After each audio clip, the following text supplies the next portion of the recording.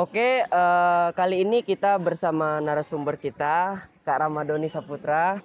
Halo guys. Kita akan melakukan sharing nih tentang kasus deforestasi yang terjadi belakangan ini gitu ya Kak ya. Benar banget. Nah, menurut Kak Doni, apa sih yang terlintas di pikiran Kakak tentang kasus deforestasi ini? Oke, kalau terpintas dari pikiran kakak ya, kalau kita dengar kata-kata deforestasi itu pasti adalah berkenaan dengan hutan, karena Ya. ada kata forest kan. Nah, jadi kalau deforestasi itu ya penggundulan hutan, itu pasti yang terpingkar pula, terpikir nih kalau Mm-mm. bagi orang-orang awam. Nah, tapi kalau misalnya kita kemudian lihat lagi secara definisi, jadi deforestasi itu kan adalah sebuah upaya penebangan hutan, penggundulan Mm-mm. hutan, yang dimana Mm. lahannya itu nanti digunakan untuk kegiatan non pertanian. Jadi non yang berhubungan dengan hutan ya. Jadi Mm-mm. kayak misalnya pembukaan lahan untuk pembukaan pabrik, kemudian pembukaan lahan untuk membangun pemukiman, kemudian penebangan lahan untuk membangun nih aktivitas-aktivitas seperti perkebunan Mm. yang kalau kita lihat kan mungkin banyak banget ya perkebunan-perkebunan itu yang dibuka dari deforestasi Mm-mm. seperti sawit gitu kan Sawit. dan beberapa perkebunan-perkebunan lainnya. Jadi seperti itu kalau masalah Oke. deforestasi. Jadi menurut Kak Doni nih, deforestasi ini merugikan nggak sih untuk masyarakat atau untuk negara itu sendiri?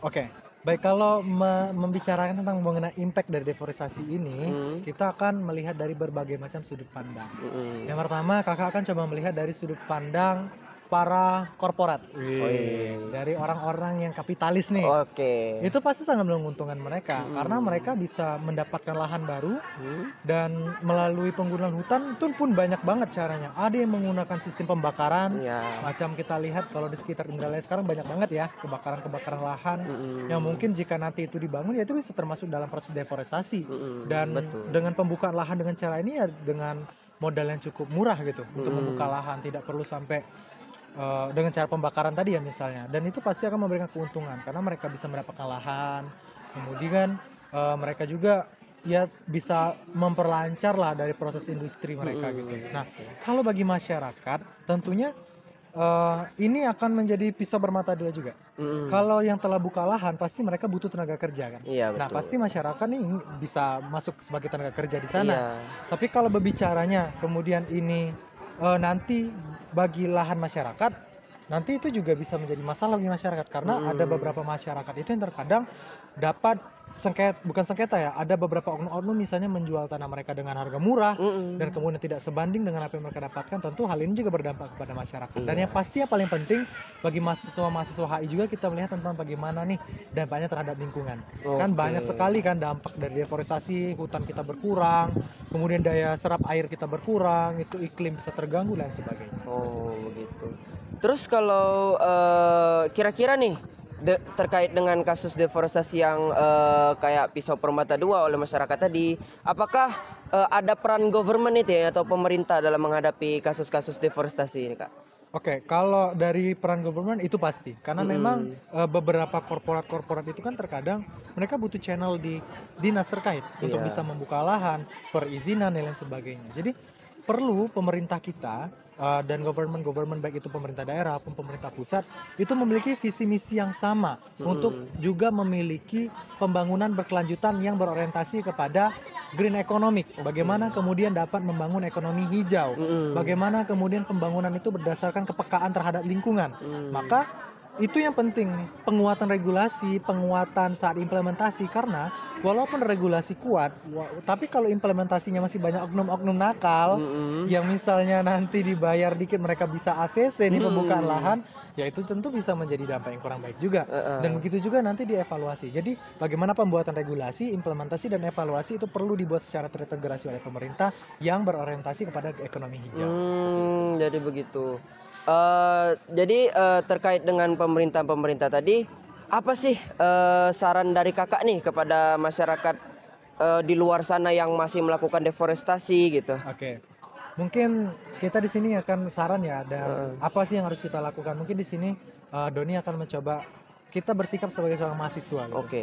Mahasiswa adalah sebuah agen of change ya, agen Ya. perubahan. Kita memiliki ilmu untuk membahas ini. Apalagi kita mengetahui di HI tentang bagaimana kita dapat melihat hal itu secara kritis kan. Betul. Maka mahasiswa-mahasiswa itu untuk terus mengawal lah hal ini gitu. Mm-mm. Misalnya mereka melihat hal yang tidak benar ya, mari kita bersama-sama menyampaikan hal yang perlu kita sampaikan ini kepada pemerintah itu dengan cara yang baik. Hmm. Kita mungkin bisa menginisiasi komunitas-komunitas, Oh iya betul. kita bisa menginisiasi sebuah gerakan atau campaign-campaign nih dengan sesimpel Save Earth misalnya Save gitu kan. Earth. Atau udah Zero Waste nih. Wah. Itu kan karena apa? Kalau kita lihat dari peluang Indonesia yang akan bonus demokrasi 60% usia produktif, maka bisa banget nih kalau misalnya mahasiswa-mahasiswa, anak-anak muda baik di sekolahan itu kita gerakkan untuk mulai mencintai lingkungan sejak dini. Agar kemudian nantinya mereka dapat terpatri nih dalam diri bahwa ya lingkungan itu penting bukan hanya untuk kita tapi untuk anak dan cucu kita beberapa generasi ke depan. Oke, baiklah. Mungkin tadi kan sudah saran-saran. Nah, itulah mungkin pertanyaan terakhir dari saya, Kak. Oke, terima kasih banyak kepada Kak Ramadhani yang telah menjawab pertanyaan dan sharing ini kepada kita semua. Nah, terima kasih. Bye.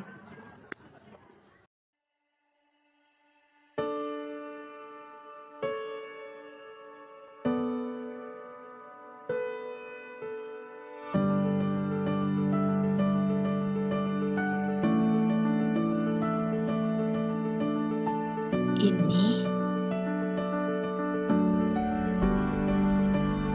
adalah hutan Indonesia dengan segala keindahannya.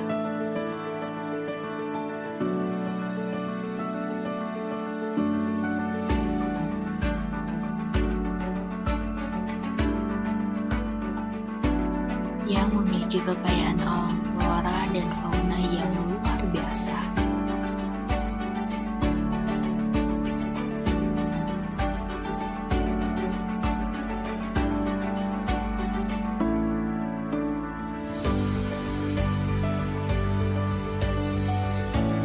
Hutan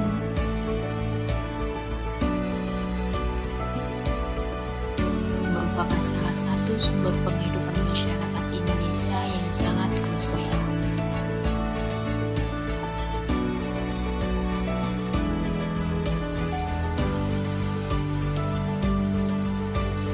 Namun,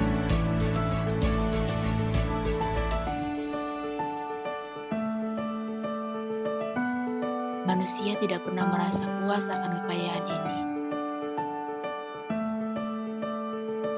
Mereka ingin mengeksploitasi lebih banyak kekayaan yang ada di dalam hutan.